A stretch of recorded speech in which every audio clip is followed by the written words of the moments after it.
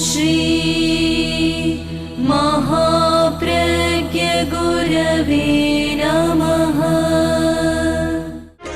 जिसके सांसों में रहता है शाश्वत शांति का स्पंदन, उस महाप्रज्ञ को वंदन, उस महाप्रज्ञ को वंदन।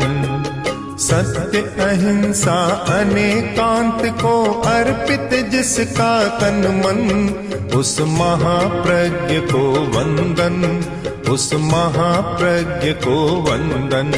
जिसके सांसों में रहता है शाश्वत शांति का स्पंदन, उस महाप्रज्ञ को वंदन, उस महाप्रज्ञ को वंदन।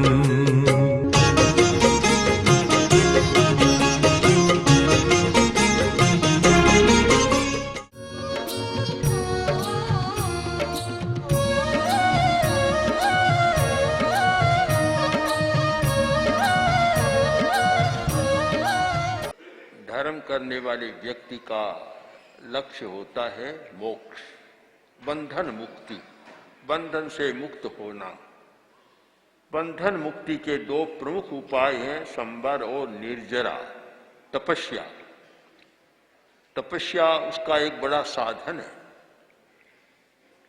इतना स्पष्ट होना चाहिए कि केवल उपवास करना या लंबा उपवास करना ही तपस्या नहीं है, कम खाना भी तपस्या है। ऊनोदरी बहुत बड़ा तप है। रसों का परित्याग करना, गरिष्ठ भोजन का परित्याग करना, विगय का परित्याग करना भी तप है। और संयम करना भोजन के विषय में, आज अमुक घर से एक घर से ज्यादा नहीं खाऊंगा आदि आदि, वह भी तप है। तो तप के अनेक प्रकार हैं और इसके अतिरिक्त तप के और बहुत प्रकार है।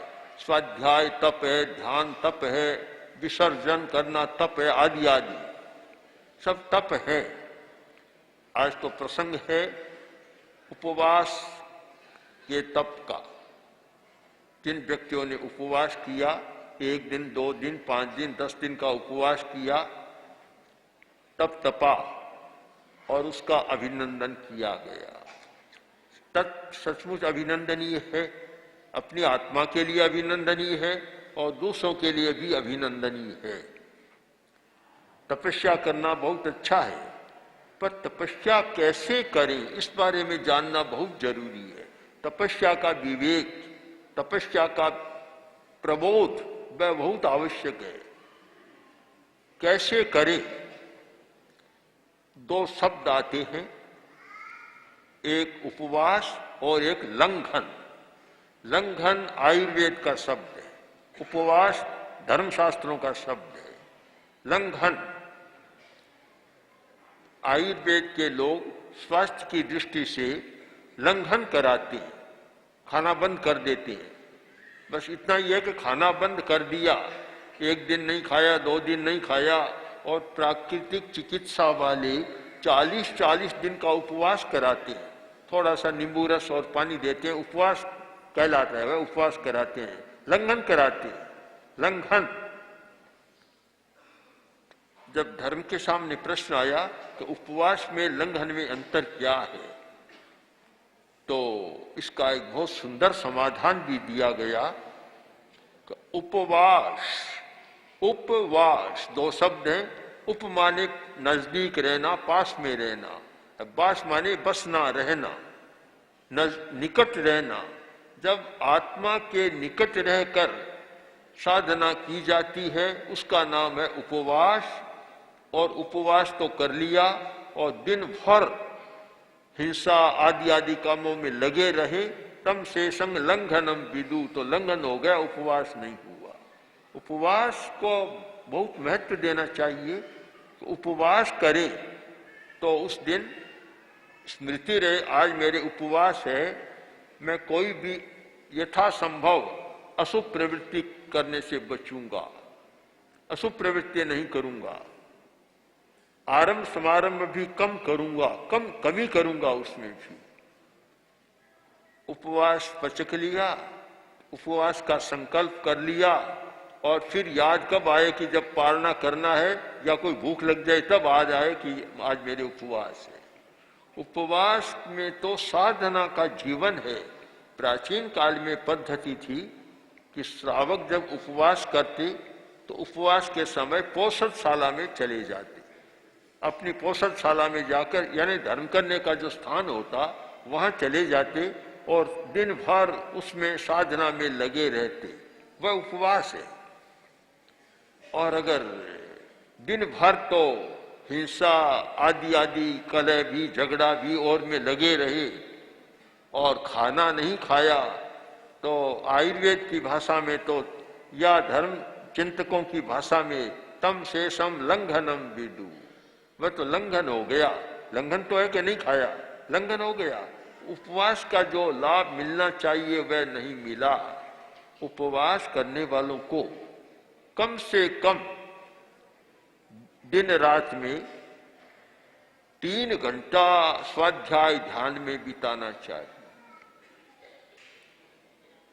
स्वाध्याय करे, जप करे, ध्यान करे, सामायिक करे और उसमें लगाए। 3 घंटा तो कम से कम है। और अच्छा तो होता है कि 24 घंटा में आधा आधा कर ले कि 10-12 घंटा तो अपने ध्यान स्वाध्याय जप आदि में लगाए।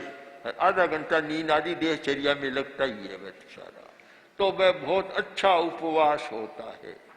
उपवास करने की विधि को जानना बहुत जरूरी है, क्योंकि जब विधि को जाने तो पूरा लाभ मिलता है। जब तक विधि का ज्ञान नहीं होता पूरा लाभ नहीं हो सकता। विधि अविधि, अविधि से किया हुआ काम ठीक नहीं होता, चाहे 50 बार कर ले ठीक नहीं होता। विधि से किया और एक बार में काम ठीक हो जाएगा। तो हमें करने के साथ उपवास की विधि को जानना है, चाहे 1 दिन का उपवास हो, चाहे 10 दिन का हो, चाहे 20 दिन का, चाहे महीने का उपवास हो। कैसे करें, यानी उसमें क्या करें। केवल न खाएं इतना ही नहीं, आत्मा की सन्निधि में कैसे रहें, आत्मा के पास कैसे रहें, इसका बड़ा महत्व होता है। आत्मा के पास रहना। उपवास तो कर लिया और सीधा छापा सामने आया समाचार पत्र और देखा आज भाव क्या है, शेयरों का भाव क्या है, ये क्या है, वह क्या है, तो फिर उपवास का आनंद नहीं आएगा। उपवास में जो मिलना चाहिए वह नहीं मिलेगा।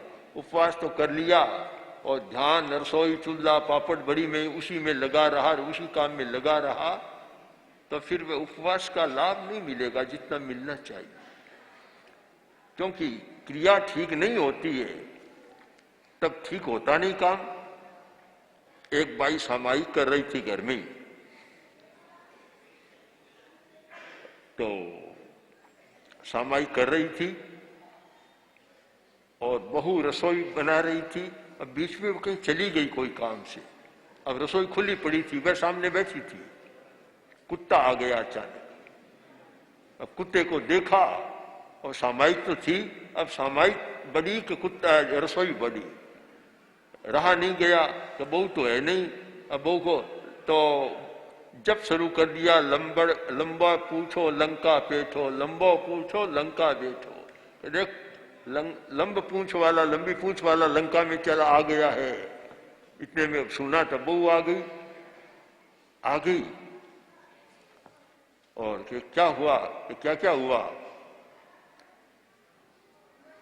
काम हो गया सारा, बस लंका लूटी गई, ले गया रोटियां। अब ध्यान जब ऐसा रहता है तो फिर सामायिक का जो लाभ मिलना चाहिए कैसे मिल सकता है। यानी जो भी काम करें निष्ठा के साथ करें। निष्ठा, इस मामले में हम एक उदाहरण ले सकते हैं, यानी अच्छाई कहीं से भी ली जाए। मुसलमान लोग जब नमाज पढ़ते हैं, मैंने देखा भी है, इतनी एकाग्रता से पढ़ते हैं, निष्ठा के साथ पढ़ते हैं, पूरी निष्ठा के साथ पढ़ते हैं। उनका नियम तो यह है कि नमाज पढ़ते समय चाहे सांप आ जाए, कुछ भी आ जाए, बस उठना ही नहीं है, वहां से हिलना नहीं है। बड़ी निष्ठा के साथ होता है। ऐसी निष्ठा पैदा हो जाए, चाहे सामायिक करें चाहे उपवास करें, निष्ठा पैदा हो जाए और विधि से करें, तो मैं मानता हूं कि उपवास बहुत बड़ी साधना है, बहुत बड़ा तप है। केवल न खाना ही लाभ नहीं है, वह तो है ही, खाने का संयम करना भी बड़ा कठिन काम है, बहुत कठिन है, और आज के जमाने में तो बहुत कठिन है। आज इतनी वस्तुएं बन चुकी, और बाहर निकलते ही बाजार जब आदमी जाता है, विधासर का छोटा बाजार है, किंतु बड़े शहरों के बाजार में जाए तो इतनी वस्तुएं हैं कि आदमी का मन ललचा जाता है और पता नहीं कितना खाता है, डबल ट्रबल खा जाता होगा, और खाने के कारण बहुत बीमारियां भी पैदा हो रही है। तो आज का बच्चा तो बहुत खाता है, प्रारंभ से ही खाने की इतनी चीजें बन गई, इतने पुड़िए आकर्षक बन गए कि देखते ही मन ललचा जाता है। तो खाने का संयम करना भी कम बात नहीं है, आज के जमाने में तो बहुत बड़ी बात है। कभी एक दिन नहीं खाऊंगा, 10 दिन नहीं खाऊंगा, छोटी छोटी लड़कियां, छोटे छोटे लड़के तपस्या कर लेते हैं, अठाई कर लेते हैं। आश्चर्य की बात तो है ही। कल वह बेंगानी आया जिसने अठाई की थी, सामने बैठा है, बोला कि आपने मुझे पहचाना कि नहीं, पहचाना कि नहीं? हमने कहा पहचान लिया। अब इतना छोटा लड़का 8 दिन न खाए, ये बात समझ में आने वाली तो नहीं है आज के जमाने में। तो अठाई कर ले, 8 वर्ष का होगा, 8, 9, 10 वर्ष का, 8 वर्ष का, और 8 दिन न खाए, कैसे संभव है? परंतु एक संस्कार है, कर लेते हैं। तो खाना छोड़ना भी बड़ी बात है, आज के जमाने में तो बहुत बड़ी बात है, किंतु उसका पूरा लाभ उठाना हो तो केवल खाने का संयम तक सीमित न रहे। उपवास बहुत बड़ी साधना है। आत्मा का चिंतन करें, आत्मनिरीक्षण करें, अपने आप को देखने की साधना करें, स्वाध्याय करें, ध्यान करें, और ऐसा तन्मय हो जाए कि सचमुच आत्मा के निकट चले जाएं। उपवास, उप समीपम, बसती बासे, एकदम समीप चले जाएं, आत्मा के निकट चले जाएं। अगर ऐसी तपस्या होती है तो फिर उसे पूछने की जरूरत नहीं कि मैं क्या साधना करूं, अपने आप साधना समझ में आ जाती है। तो जो लोग तप तप रहे हैं या जिन्होंने तप तपा है, वह सचमुच प्रेरणा है, बड़ी प्रेरणा है। जब अन्न की कमी थी तो भारत के प्रधानमंत्री लाल बहादुर शास्त्री ने एक दिन एकासन करने की बात कही थी। व्यवहारिक लाभ भी है कि अन्न का बचाव होगा, किंतु जैन समाज तो जितनी तपस्या कर रहा है, पूरा जैन समाज काफी तप करता है। मंदिर मार्गी भी बहुत तपस्या करते हैं, स्थानिकवासी भी करते हैं, दिगंबर समाज में भी होती है, अपने यहां हो रही है। सब तप तपते हैं, क्योंकि भगवान महावीर ने स्वयं तप तपा था, स्वयं तपस्या की थी। एक अंतर को समझ लेना है। अंतर यह है कि भगवान महावीर की तपस्या, चाहे 6 महीने की तपस्या, इतनी लंबी तपस्या थी ध्यान साधना के लिए, यानी उन्होंने नहीं खाया ध्यान की साधना के लिए कि लंबे समय तक ध्यान करें, और खाने से उतना लंबे समय तक ध्यान नहीं होता, बीच में व्यवधान होता है। तो तपस्या है ध्यान साधना, आत्मोपासना, आत्मनिरीक्षण, आत्मा के निकट रहने के लिए। वह गौण हो जाए और केवल न खाना प्रमुख बन जाए, ठीक नहीं होता। ठीक वही बात होती है। एक पुरानी बात है, जब यहाँ अंग्रेजों का राज्य था तो एक अंग्रेज कलेक्टर अपनी पार्टी के साथ जंगल में शेर के लिए गया। अब पार्टी के लोग बिछुड़ गए, जंगल गहरा था, इधर उधर हो गए, भटक गए, वह भी भटक गया। आखिर भूख लग गई, प्यास लग गई, गर्मी का मौसम था, प्यास बहुत लगी। तो देखा क्या करें, कोई पास में नहीं है, पानी पीछे रह गया, एक झोपड़ी दिखी टीले पर, जो पहाड़ी थी छोटी, पहाड़ी पर एक झोपड़ी थी। वहां गया, जाकर देखा तो आदमी है। भाषा तो समझते नहीं थे, ऐसे संकेत किया, उन्होंने पानी पिला दिया। फिर संकेत किया, ये अंगुलियां बहुत काम करती है, बस ये सारी बात समझ में आ जाती है। ऐसे संकेत किया, उन्होंने रोटी दे दी और रोटी पर प्याज और का साग रख दिया। अंग्रेज था, वही संस्कार था। उसने जो ऊपर रखा था व्यंजन साग, उसको तो खा लिया और रोटी को फेंक दिया। तस्तरी थी बत, रोटी को तस्तरी समझकर फेंक दिया। जो मूल खाने का था उसको तो फेंक दिया, जो खाने का सहायक था उसको खा लिया।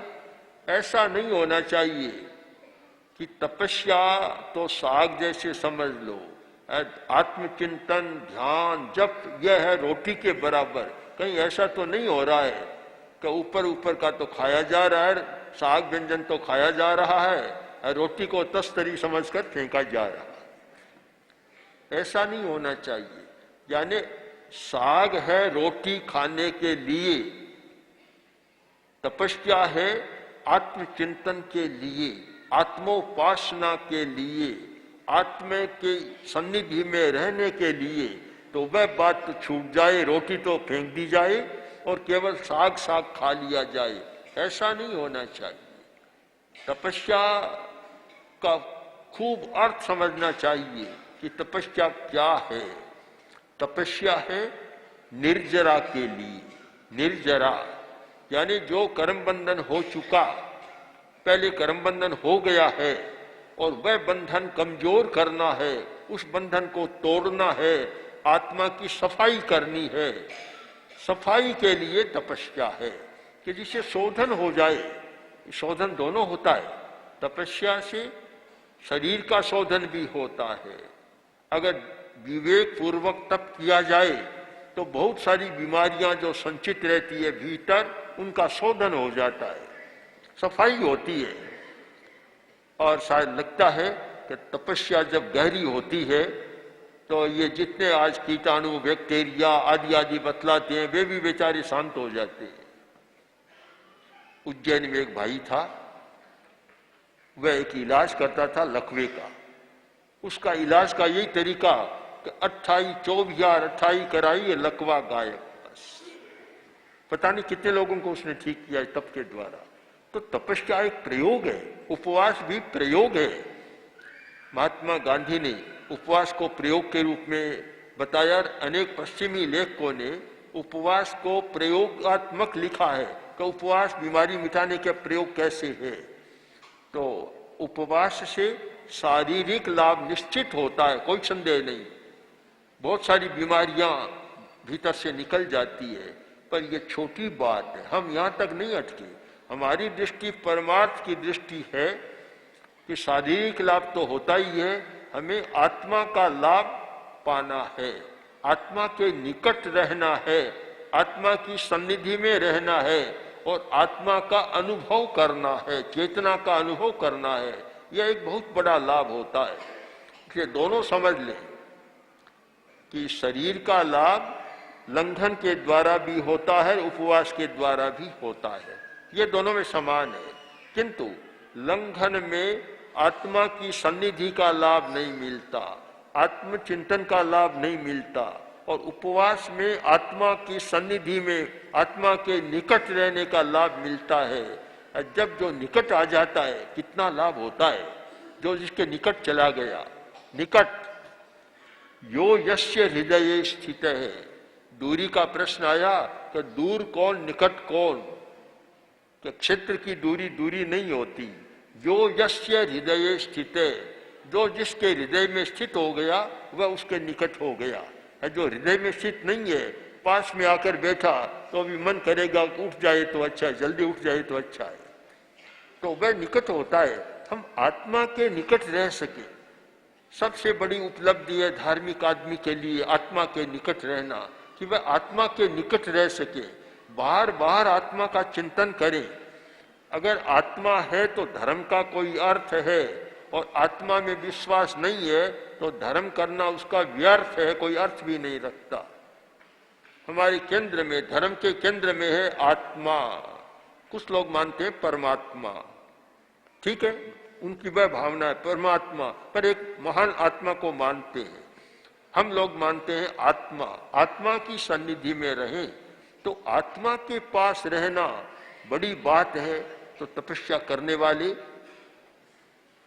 अगर आत्मा की सन्निधि में रहने की बात को समझ लें और आत्मचिंतन में अधिक समय बिताएं तो तपस्या बहुत प्रभावकारी, बहुत लाभदायी है।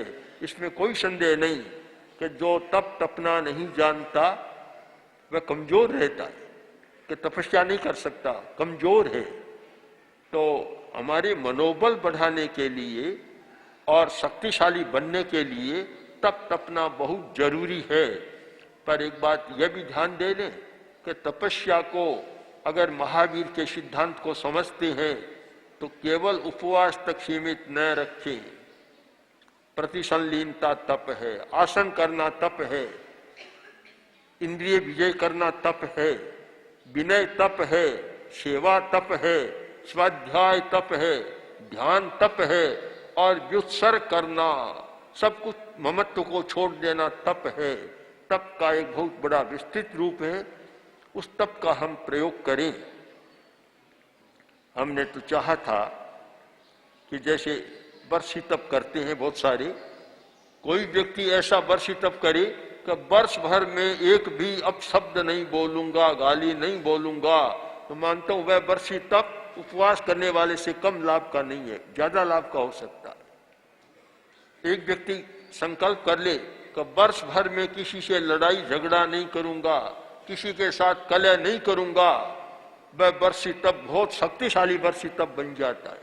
तो हम तपस्या को भी विस्तार दें और ऐसा करें जिससे जीवन में परिवर्तन आए, शांति रहे, अशांति न बढ़े। अहिंसा से जीवन बदले, अहिंसा से जीवन बदले।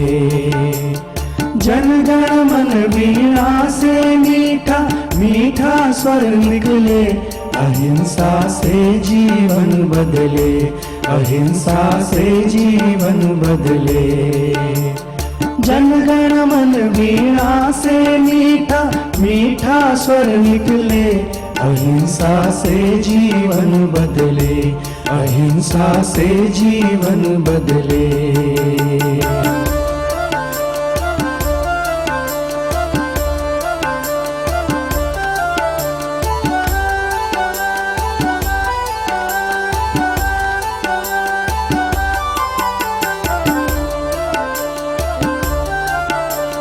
हिंसा से बढ़ती अशांति इतिहास पुरातन देखा, हिंसा से बढ़ती अशांति इतिहास पुरातन देखा।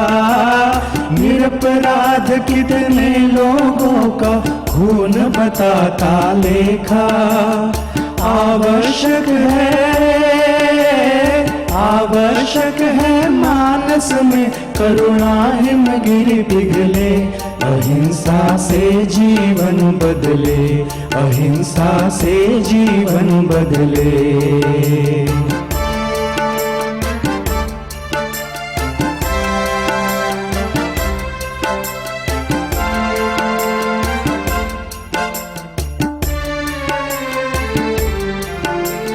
बम निर्माताओं ने क्या ऐसा सोचा था मन में, बम निर्माताओं ने क्या ऐसा सोचा था मन में। वातावरण विषाक्त प्रदूषण भर देगा जीवन में। हिरोशिमा नागासाकी दृश्यों से दिल दहले, अहिंसा से जीवन बदले, अहिंसा से जीवन बदले। जगद्वन्द्य स्वामी विशद चरितो नाम तुलसी। जगद्वन्द्य स्वामी परिषद चरितो नाम तुलसी।